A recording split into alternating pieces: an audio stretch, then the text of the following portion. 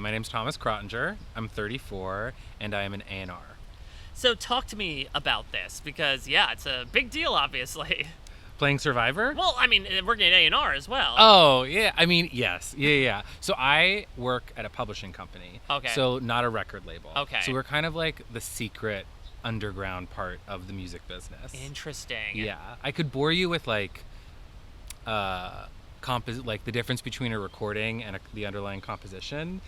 I know, it's a whole thing. Like when you hear the song Hello by Adele, like you think of the recording of Hello by Adele that Columbia Records owns. Yeah. But inherent in that recording is an underlying composition, which is the song itself that was written by Adele and Greg Kurstin. Wow. And so I am on the composition side of things. So my job is to find people that make music and help them make music however that goes. You're underselling it. That was not boring at all. I Okay. think that's such an interesting element of like getting to sport. It's not to compare it too much to Survivor, but like I'm sure you've come out here and seen all the things that happen behind the scenes to get the product that's in front of us. It's not too dissimilar from the work you're doing either. Yeah. Yeah. I'm definitely like a behind the scenes, like in the DNA of songs, as opposed to like the marketing, the music video, creative direction, that part of the business. How long have you been working there? Is the music industry something you always want to be involved in? I originally wanted to be an actor. Okay. And that's why I came to LA. That's why I moved out west and quickly realized when I was talking about sales figures and charts positions in rehearsal that no one cared and I needed to like find somewhere to like water that garden. Oh, interesting. So I like took a music law class in college and like fell in love with the music business. And then I just interned all around town and got some really amazing mentors and then got my first gig at an agency and then kind of tricked my way into A&R because I had no experience. And ever since then, I've just kind of like conned my way up, if you so you say, like whatever. Yeah. So let's talk about what line you sold to get here. You know, Yeah. what made you decide to trade in bars of music for bars on a bamboo perch? Oh my God. Well, I started watching the show during the pandemic. Okay. So like I started watching it in 2022, and I like mainlined 42 seasons in like 9 months or something. Oh my God. I know. I was like, I would watch while I would cook and like, do you know what I mean? Like Yeah, it was of just course. like on. And Yeah. so I fell in love with the game. And there was a part of me that was like, you should apply. You should go do this. Like I tell all of my writers, my artists, like be vulnerable, chase your dreams. Like I encourage my husband to like do his thing, my friends to like go after what inspires them. And so I was like, what if I like went after something I loved? What if I like did it? And then I got the call that it was like happening and I was like, oh my God, I'm doing it. Like it was like instant terror. But honestly, that's the reason I'm here is because I feel like my job and my role and the way I function is kind of cheering other people on. And now this is kind of a moment for me to do something that I love and take time for myself, which is cuckoo for Cocoa Puffs. Yeah, you're that composer that like goes wrote for everybody and now gets pushed into the spotlight and you get to perform nuts. solo. Like I can't believe like we're talking. Do you know what I mean? Yeah. Like, this is weird. Well, let's look back upon your recent blitz through Survivor history. Give me one winner and one non-winner who you identify with the most personally, strategically, etc. I would say winner is Sophie Clark, hands down. I'm obsessed with her. She is a queen. I feel like she needs to be in like the all-time greats. Like, don't get me wrong, I love my Parvatis. Like, I bow at their altar, but like Sophie, I think I just see more of myself in Sophie than Parvati. And then a non-winner who I think is great would be Mike White. Oh, yeah. I love him. And he's the kind Are of... you just saying that to get into the White Lotus? No, please no. Please no. I'm saying it because I think he's the kind of the reason that gave me permission to do it, right? Because he like has such an amazing career and is taken seriously, but still like loves the game. And he said something about like, you have to be open to like making a fool of yourself or being vulnerable or something to play this game. And so he did it. And I was like, interesting. I could do that. And I'm not saying that I am Mike White, like the man wrote School of Rock and The White Lotus. Like he is on another level. But I think just someone like working entertainment and not being afraid to put themselves out there. Yeah. It kind of was like opening the gate and saying like, you can do this. Like, here's the blueprint. So what would you say is one life experience that has prepared you the most for this, as much as you can be prepared? Okay, so I don't know if it's like one life experience, Okay. but I would say it's just like my career in general. Mm-hmm. So I have a very good friend. She works at a record label, and early in my time as a A&R person, I realized that someone else on my own team was kind of snaking me, and I was like, "Sir?" And I remember texting her and being like, "I work in a viper pit," and her response, "We all work in a viper pit," and I was like, "You're right. This is the music business. Like keep your friends close, your enemies closer." That whole thing is true, because even though like I'm on a team and we all row together, like we have healthy competition internally, and we like push each other to be better. But I have to always like be on guard, because I want to be the person that signs the big artist, not my teammate. But if they do, that is great, and I love that for us. But like, you both want to be like pushing the company forward and like bringing value to the table. Yeah, I love that it really is Survivor in a nutshell, which is this collaborative aspect. Like, no one can be on their own, but there's so much individualism. Correct. Because one person's going to win. Correct. Only one person has the number one. Yeah. Do you know what I mean? Yeah. And like, you want to have the number one. The good thing about the music business and the team that I'm on is that we can take turns doing that, and it's all gravy. The difference is here, it's one person gets number one for the season, and it's done. And then it's also like relying on the other team members you fired to then say, okay, who's the best employee out of the last three of us? Correct. Or like, could you imagine like working at a label and like the artists you drop have to declare you the winner or something? Yeah. Or like the deals you passed on have to decide that you're the best? Yeah, I love it. So in terms of preparation, once you found out you were coming out here, when you got that call and you were, flummoxed, what was the I literally went silent. When I got the call, I literally was like, they were like, "How do you feel about being on Survivor 48?" And I was like, I need you to explain that. I was like, I need you to like give me the words, like, you are in the cast. Like, I need you to like go there, and then I can react. So once you find it out, once you are able to finally get that thought in your head, what was the prep like to get here? Okay, so the second, it's weird. I have one of my best friends at work. Literally, like the day I was like, I'm applying for Survivor, she literally rolled her eyes, and she literally was like, "This is so annoying. Like, you're gonna get it, and then I'm gonna have to cover your entire roster for weeks while you're gone." And I was like, okay. I was like, whatever. So, I don't know. In that moment, it kind of made me think like I should have a plan. Yeah. Of some kind. I was like, because like, what if this does happen? If your coworker has a plan, you probably should as well. I know, and I was like, she's never seen an episode of the show, so she wasn't gonna help me plan. Yeah.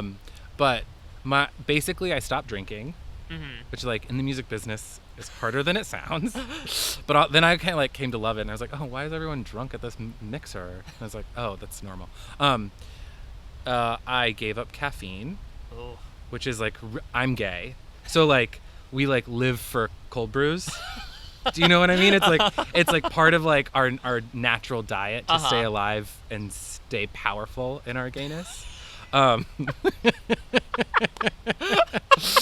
Literally, like I go to sleep thinking about the cold brew I'm gonna have the next morning. Oh my god! So when you get that coffee reward, like you drop everything to have it. I'm not gonna do it. Are you kidding? I'll mentally be broken. I guess afterwards. That's true. Yeah. You built yourself up to this point. Correct. Like, why stop now? Correct. Literally, like I look at a Diet Coke and I'm like, no. Even though I love Diet Coke. And then I'm like, Spike, too many calories. Get away from me.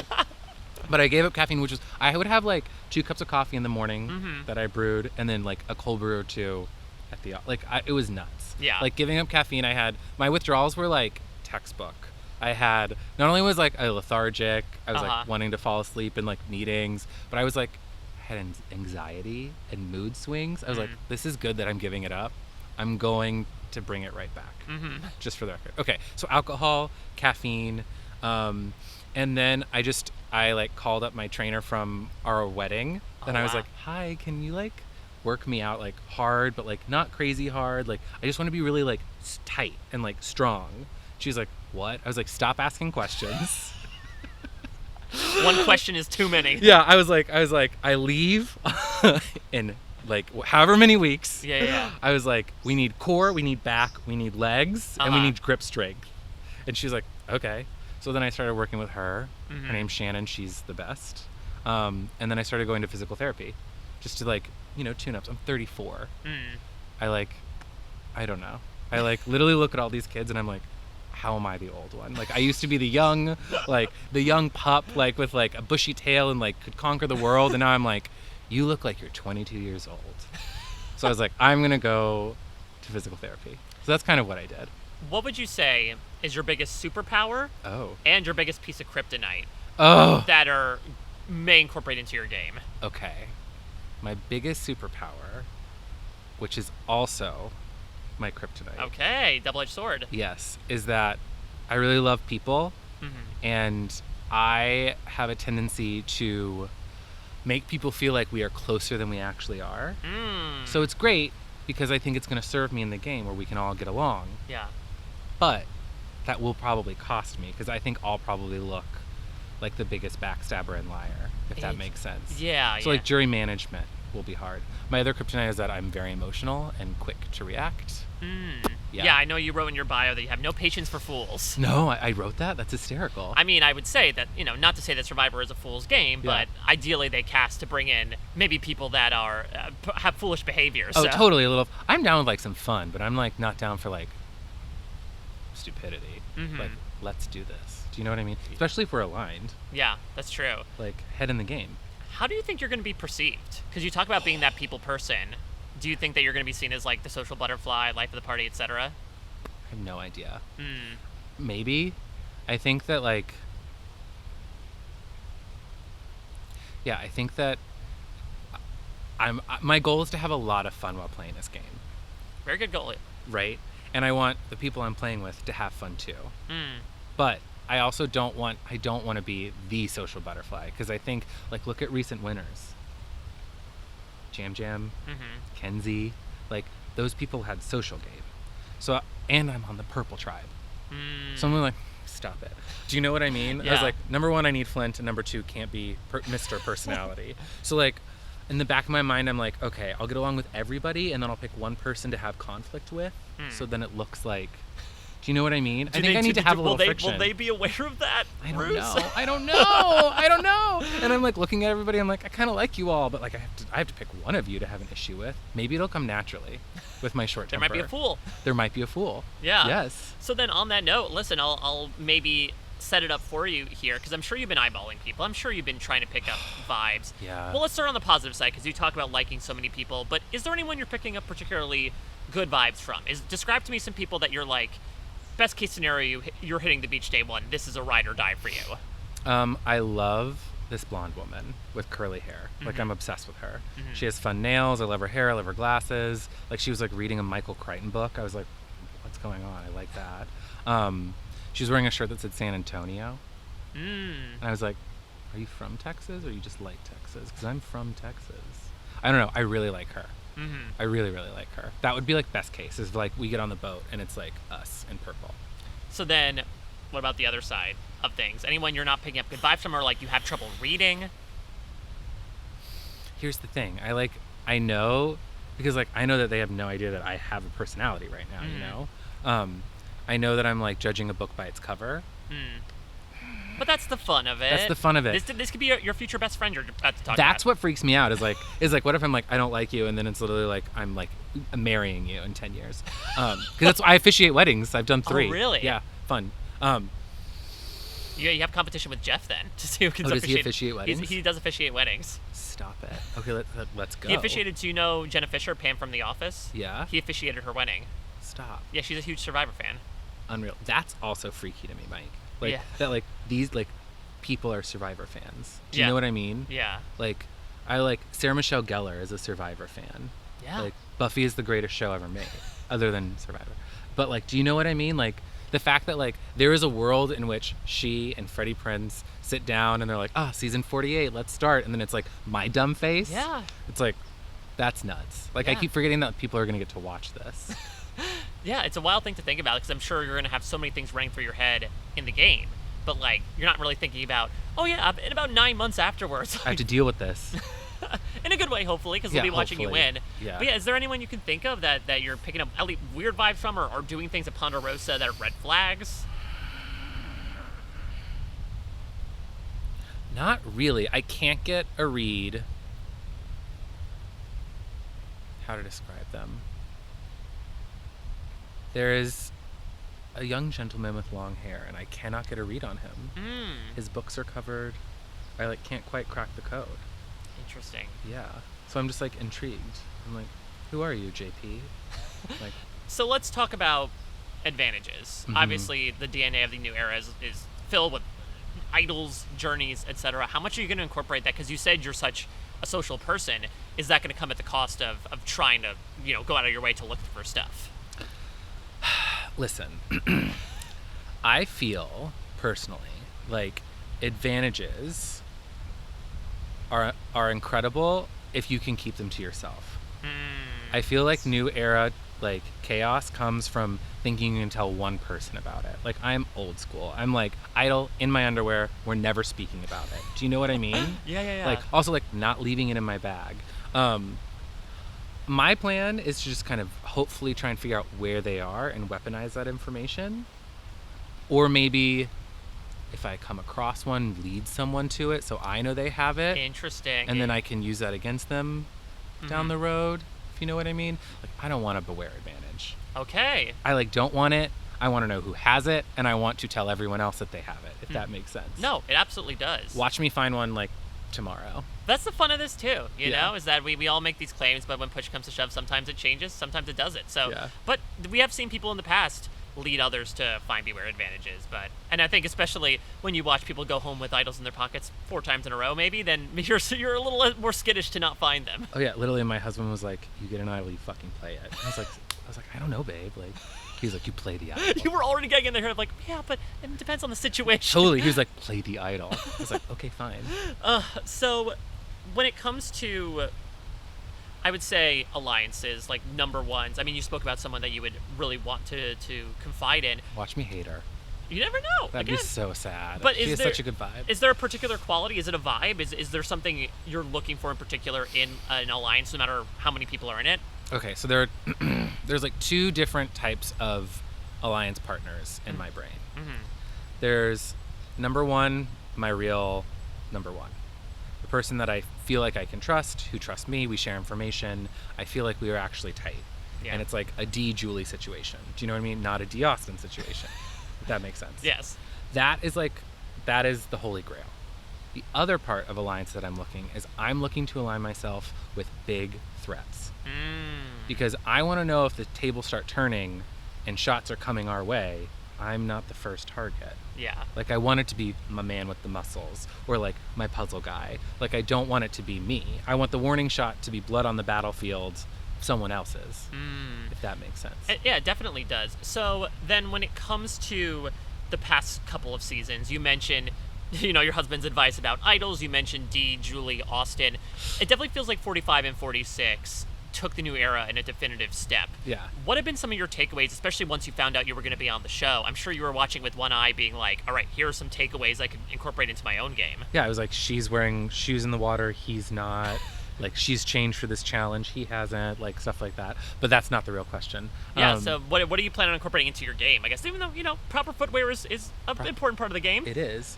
In the recent seasons, people really care about their resumes.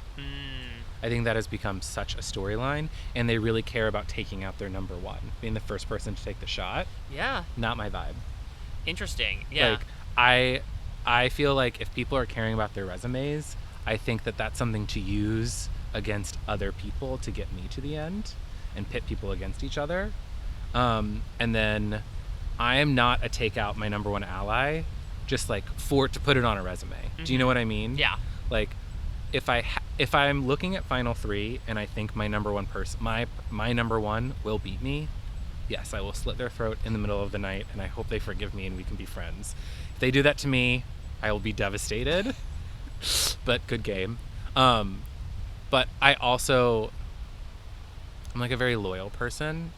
If like you're a real one, you're a real one, and I would love to go to the end with my number 1. And I feel like that's not the norm right now, and people aren't into it.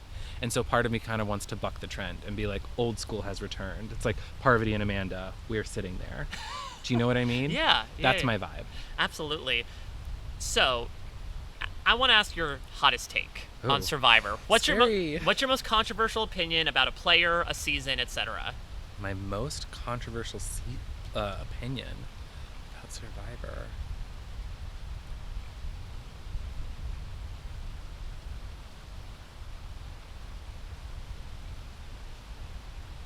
That the Advantage Palooza isn't a bad thing. Interesting. I feel like people are really hung up on like old school, new era, and all the differences. And like, I think the literal point of Survivor is to be adaptable and figure it out. Mm-hmm. And if there are 10 advantages in the game, I think that's part of it. I mean, do I think it's a little crazy when it's like you see someone's name and it's like all the things? Yes. But I do feel like you have to try things out in this game to see what works and what doesn't.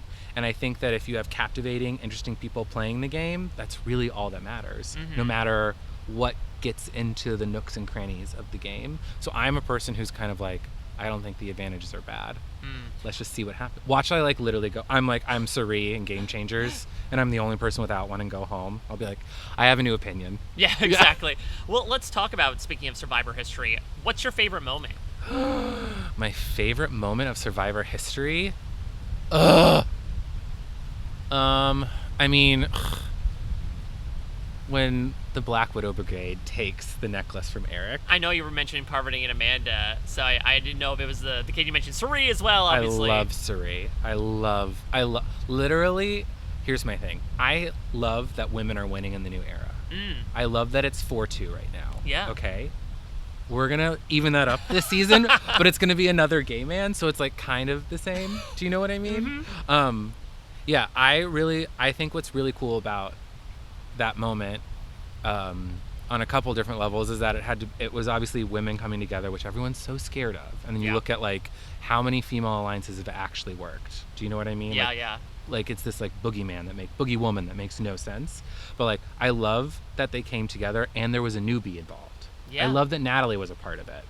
I don't know. I love that moment. I think that's probably my favorite season.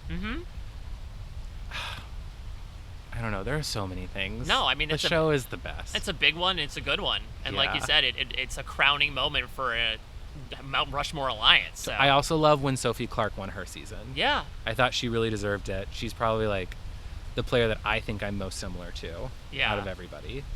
So I loved her win. Literally, I was like watching that. I don't remember if I was like cooking bolognese or something. And I remember just like being like, this bitch doesn't take the W, I'm gonna lose my mind. Like she played so hard and so well. But yeah, probably Parv and Sophie. If you could bring Parv as if she's my Parv. I mean, listen. Hey Parv. You talk about Sarah Michelle Gellar watching. SMG. Yeah, Parvati could be someone who's watching along, commenting as well. And now she's part of the tribe, the community. Yes. Welcome. Absolutely. Yeah. She welcomes you into the Survivor tribe, and you reverse it. Yes. I love that. We should have a dinner. Exactly. Parvati, if you're listening, it's an invitation's extended right now. If you could bring, speaking of SMG, a celebrity or a fictional character out for a loved one's visit, who are you bringing and why? Oh, holy night. It's like, it can be anyone. It can be anybody, as long as it's not in your family, basically. Right, okay. A celebrity? Living or dead? It could be either or. Okay, or a fictional character. Oh my god, that's terrible. You just said Sarah, so I'm just like, Sarah? No. But I love you. It would just be too, like, on the nose right now. Let's get a little creative.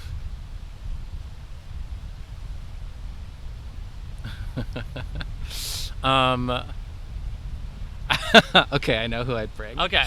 I would bring Dorinda Medley from The Real Housewives of New York. And recently The Traitors. Yes, and recently The Traitors. I think people are going to be underestimating Dorinda on The Traitors. I'm not a Housewives person, but I have been sent some Dorinda clips, and they are unbelievable. I made it nice. Yeah. How you doing? Not well, bitch. Yeah, she's pretty iconic. Yeah, that would be pretty amazing. And plus, it's also a little bit like she played with the Survivor players. Now she gets to see also, the inside the of things. thought of like seeing Dorinda Medley on an island and like me being disgusting. I would be like, I hope I'd win, and she had to do like, you stay at the camp for a night, and I could be like, I made it nice. Like, it would just be fun. We'd have a great time.